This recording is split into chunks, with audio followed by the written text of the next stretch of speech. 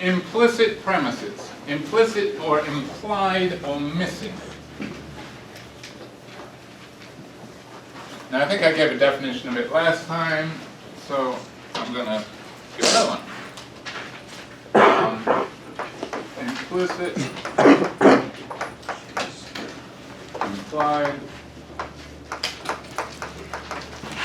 missing. Implicit, implied, or missing premises. Well, let's say an implicit, implied, or missing premise is a premise that is needed before the premises, or what's needed to help the given premises. Yeah, I should have thought this through. Is a premise that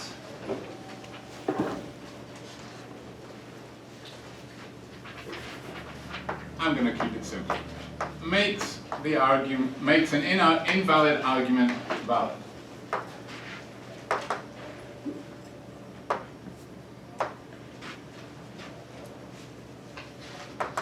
Now, that's not very helpful yet because we haven't defined validity, which I will now do, because the concept of validity is perhaps the most central concept in this class. We will return to it again and again. Validity is a property of arguments, not of statements. Sometimes people use the word valid and they apply to a statement, like they would say, you made a valid point. If somebody says that to you, slap them, because they shouldn't. Well, it's okay outside of the context of a logic course, but in a logic course, validity is only a property of arguments. You have to, and to have an argument, you have to have at least two propositions, one premise and one conclusion. That's the very minimum. So validity is a property of the relationship between the propositions that make up an argument. So you can't have that relationship if you just have a single proposition. So you can't just have a valid point.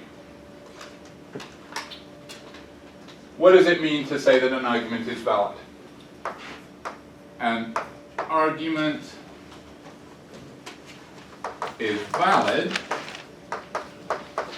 if and only if the premises guarantee the conclusion.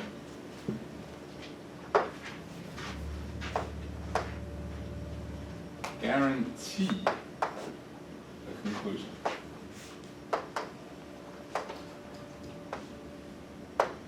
Premise or premises. Okay, now that's still not as informative as we might like, because we still have this term guarantee, and what that means is not entirely clear. We'll talk about that in a lot more detail in coming classes.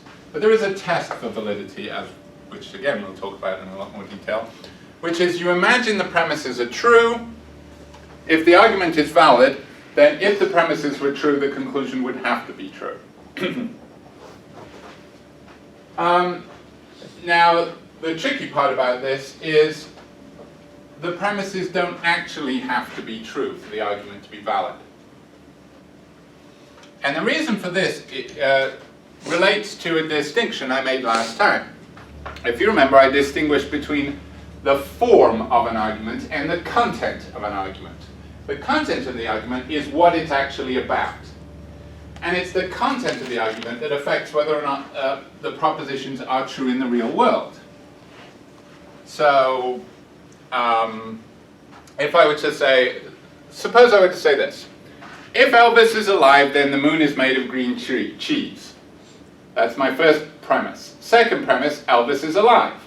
Conclusion, the moon is made of green cheese. Is that a valid argument? Yes, it is. It is a valid argument. Why? Because if the premises were true, if it was true that if Elvis is alive, then the moon is made of green cheese, and it was true that Elvis is alive, then that would guarantee that the moon is made of green cheese. Now, of course, the premises are not true, but that doesn't affect the form of the argument. The form of the argument has nothing to do with what the premises are actually about, it just has to do with the logical structure.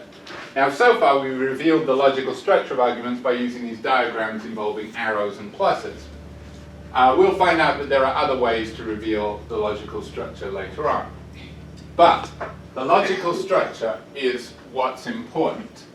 And in that case, that is a valid argument. So, back to missing premises, or implicit or implied or whatever you want to call them. They're also assumptions.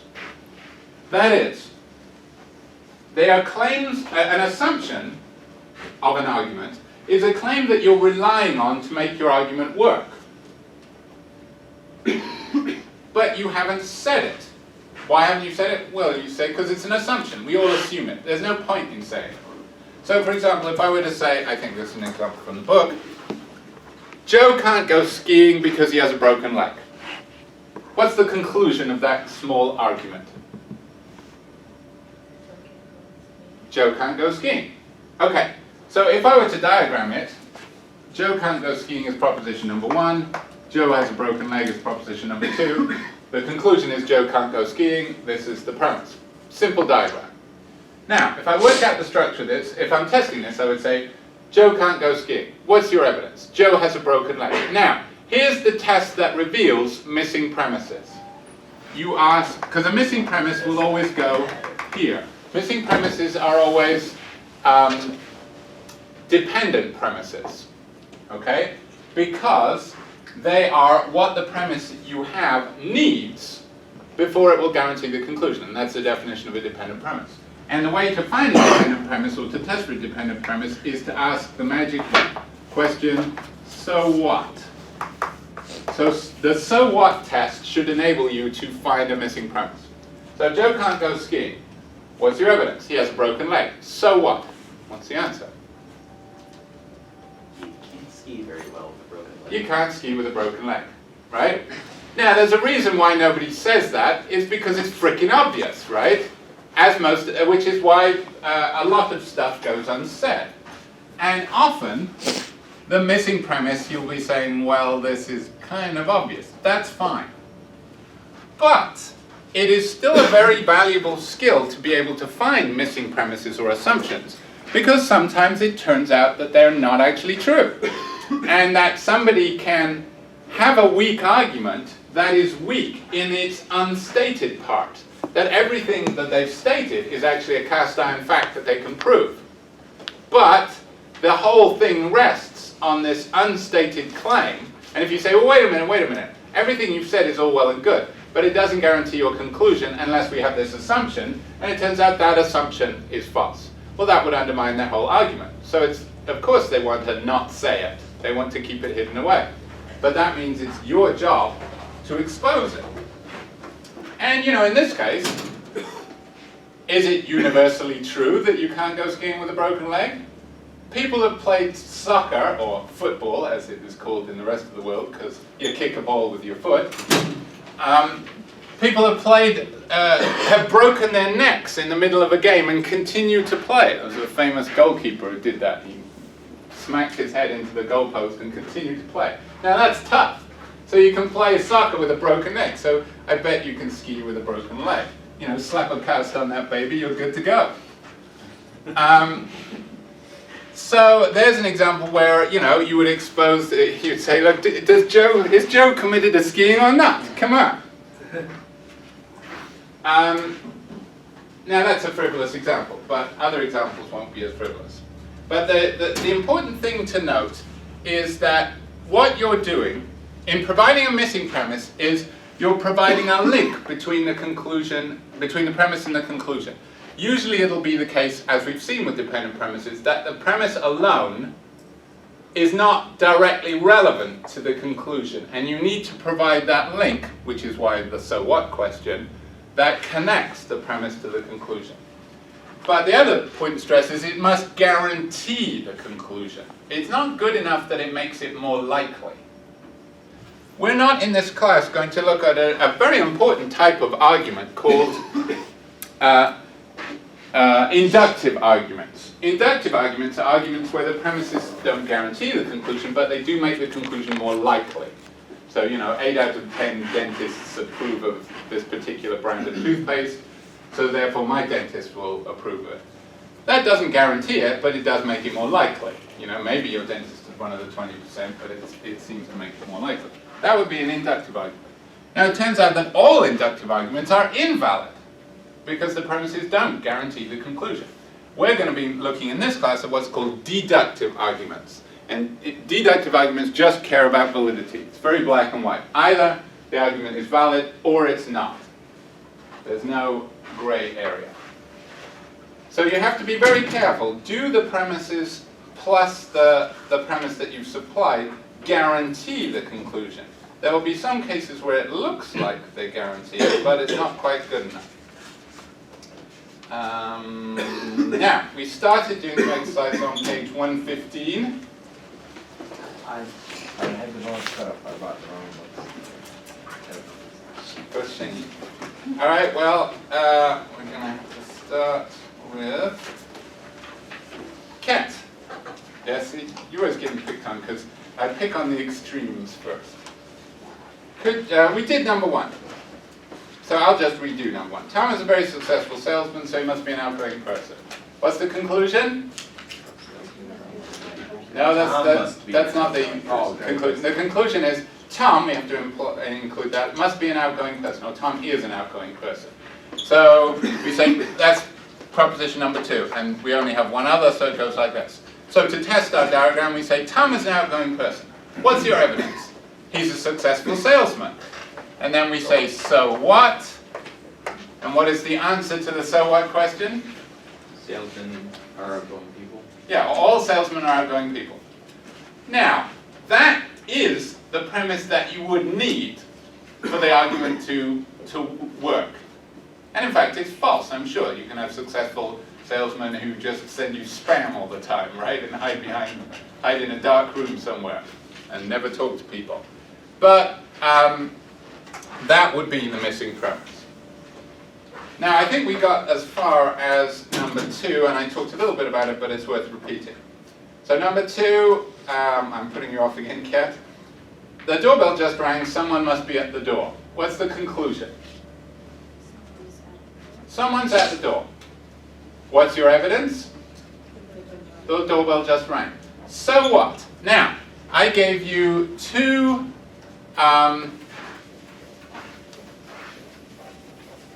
write all this again. I gave you 2 options for the missing premise. Now, this is worth noting for the homework. If you see one of the propositions that you think, oh yeah, that's the one, keep reading. Read all the options. Don't just say, well, the first one sounds good. I can't be bothered to read the other ones because I'm in a hurry because I left it till 9:50 before I started this. Read all the options because sometimes the questions are designed to trick you, because I'm a bastard. All right. Here are your 2 choices. The doorbell always rings when someone is at the door.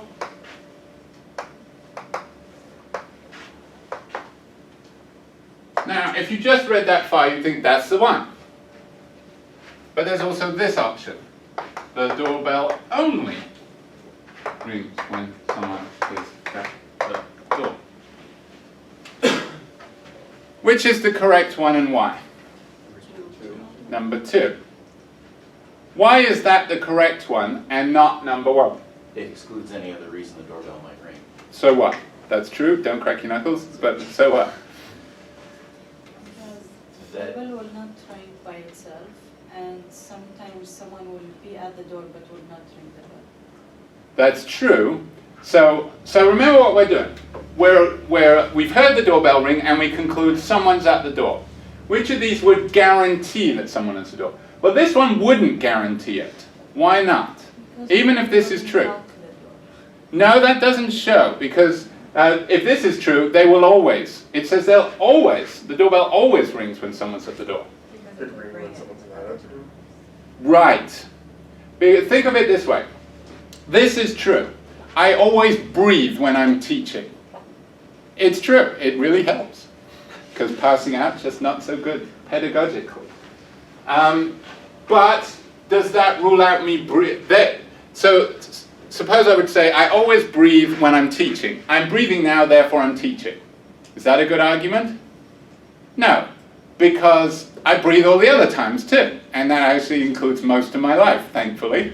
Right? Same here. The doorbell always rings when someone's at the door. The doorbell's ringing now. Does that prove that someone's at the door? Not, because this leaves open the possibility that it could ring at other times. Like, did I give you the example last time? I had a wireless doorbell for a while, and it rang every time the guy across the street opened his garage door. Turns out he did that a lot, so we got rid of that doorbell, right? Because it was just driving us crazy. So even though it was true that it always rang when someone was at the door, it rang at other times too. So this is the correct one, so you have to be careful. This is the only one that would guarantee that if the doorbell is ringing, then there is someone at the door. So be careful. Words matter. That is one thing you are learning in this class. Punctuation matters too, but words matter a lot. All right, Kat, finally, read number 3. Cheating is dishonest and therefore wrong. What is the conclusion?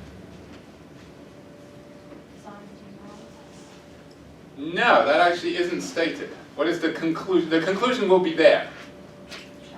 Cheating is dishonest. No. What's the indicator word? Therefore. So whatever is after the indicator word is the conclusion. Well, not quite, because the only thing after the word therefore is wrong. But what is that an abbreviation for? Cheating is wrong. So the conclusion, which is not stated in full, you have to fill it in full, is cheating is wrong. So we say cheating is wrong. And then we say, what's your evidence? And what's the evidence given?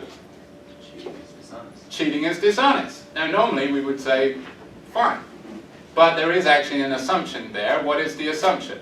And it's the answer to so what question. The answer is? Dishonesty is wrong. Dishonesty is wrong. And again, the reason why it's not stated is because it's freaking obvious. But still, you still need to be able to expose the assumptions. The next one I'm going to skip over. It's an example of, it actually is related to a very famous, well, it's a philosophical argument, so it's not famous. But amongst philosophers, it's famous.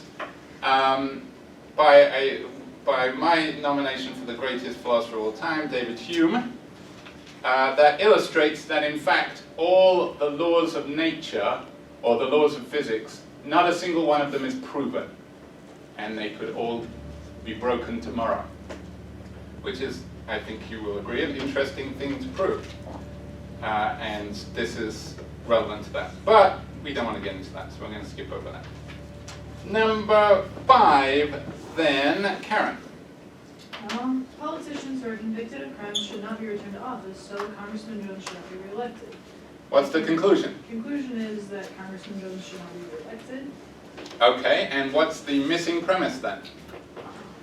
Congressman Jones has been convicted of some crime. Yes, exactly. Because that's the missing link. Because Congressman Jones should not be re-elected. Why? Because politicians who've been convicted of crime should not be returned to office. But notice, that doesn't mention Congressman Jones. We have to supply the missing link that connects that fact to Congressman Jones. And it is obviously, the implication is Congressman Jones has been convicted of a crime. Oh, I love this one because it's so old-fashioned. Jet, number 6. The traditional wax record played on top-of-the-line equipment can reproduce the spatial features of music, such as the positions of the instruments in an orchestra. So in that respect, they're superior to most compact disc recordings. These newfangled compact discs. Pa! What I like about this is it's not only old-fashioned because it's talking about records, but even records had not been made from wax for about 50 years. There is something called vinyl that doesn't actually melt, when it gets a little warm. Actually, sale of vinyl records has been going up in recent years because hipsters. Sale of vinyl records, inverse proportion to sale of razors. All right, so what is the missing premise? Well, let's work it out. What's the conclusion? Traditional wax records are superior to most compact disc recordings. Good. You filled in, you got rid of it to the traditional wax record. All right, so the traditional wax record is superior to most compact disc recordings. That actually was true in the early days of compact disc recordings because they were using crappy masters or something, but it's no longer true. Even analog enthusiasts probably have to admit that. What's your evidence? The evidence given is that the traditional wax record played on top-of-the-line equipment can reproduce the spatial features of music, such as the position of the instruments in an orchestra. Close your eyes and you're there. What's the missing premise? Notice the conclusion is records are superior to compact discs. What doesn't the premise mention?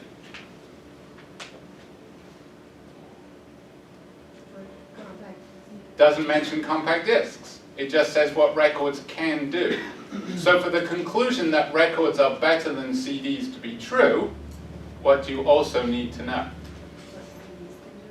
Yes, you would have to know that CDs can't do that. Okay? So that's the missing premise. Compact discs can't do that. And of course that's actually false. Compact discs can do that. And I say that as someone who owns 2 turntables that actually work. All right. Number 7 and 8. Let's just do number 8. It's blindingly obvious. What? There's another in 6, but it's blindingly obvious. Another implied premise. What's that? That being able to perform being able to reproduce spatial features of Right. music is superior to Right. That's something that makes it superior. True. All right. Number 8. Josh. The plays attributed to Shakespeare exhibit a profound intelligence, but Shakespeare himself never went to college, and therefore could not have been very intelligent. So someone else wrote his plays. Now here, how many propositions have we got? So let's say 1 is plays attributed to Shakespeare, plays blah blah blah blah blah intelligence. Number 2 is Shakespeare never went to college.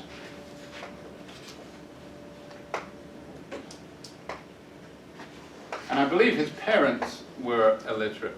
I believe his wife or his daughter was also illiterate, which is, I think it's his daughter, which is kind of damning evidence. 3 is Shakespeare could not have been intelligent.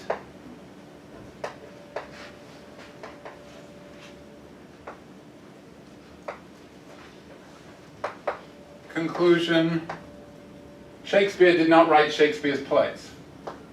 That sentence is actually a puzzle for philosophers of language. It makes perfect sense, but if you think about it, it should be a contradiction. Shakespeare didn't write those plays.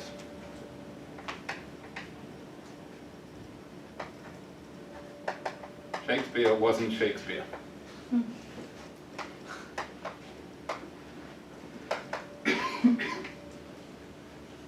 Okay. Now, how do we diagram that? What's the conclusion? What's that? Chorus, please? 4. That was not a great chorus, but I'll take it. All right, now where did the rest go?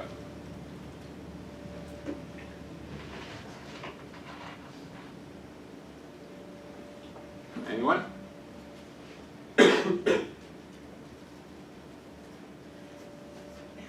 Yeah? How do we know Shakespeare didn't write his plays, according to this? Because he wasn't very intelligent. So what? So that's number 3. So what? Needs one. His plays exhibit an intelligence. I mean, if they were a bunch of grunts, then you could have been a moron and written them. But the fact that they exhibit intelligence implies that you need to be intelligent to write them. So it looks like that. Where does 2 go? X plus 3. Does that make sense? Because it's the evidence for him not being intelligent. What's your evidence that he's not intelligent? What's the answer? Didn't go to college. Didn't go to UM-Flint. Can't be intelligent. All right. Where do you think the most glaring missing premise is in this argument? That intelligent, if you're not intelligent, you can't write plays. Well, Or yeah, there is one here. You could say that you can't write things that exhibit intelligence without yourself being intelligent. There is that old line about, if you get an infinite number of monkeys and an infinite number of typewriters, they would produce the works of Shakespeare, just by randomly. But let's assume that that's very unlikely. I don't think that's the most glaring one. I think it is true that you would need, there is an assumption there, you can't produce plays that exhibit intelligence without being intelligent. That's true. But I don't think that's the most glaring one. There's certainly a more glaring one. You Yeah. have to be intelligent, or you have to go to college to be intelligent. You can only be intelligent if you go to college. Yes. So that would be where? 3 plus 1 No. is 2. Yes, if you go, so you say, he's a bit stupid. What's your evidence? He didn't go to college. So what? What's the answer? Only people who go to college are intelligent. so what is that? Like, what number would that be? Oh, we don't have to supply a number. We can say X. Oh, okay. Yeah, you don't have to give a number. You just have to point out that that's where it would be, and that's what Does you it need. also imply that the other person went to college? Would that be a missing premise? I don't think you need that because we're not really specifying what the others are. We're just saying that the person.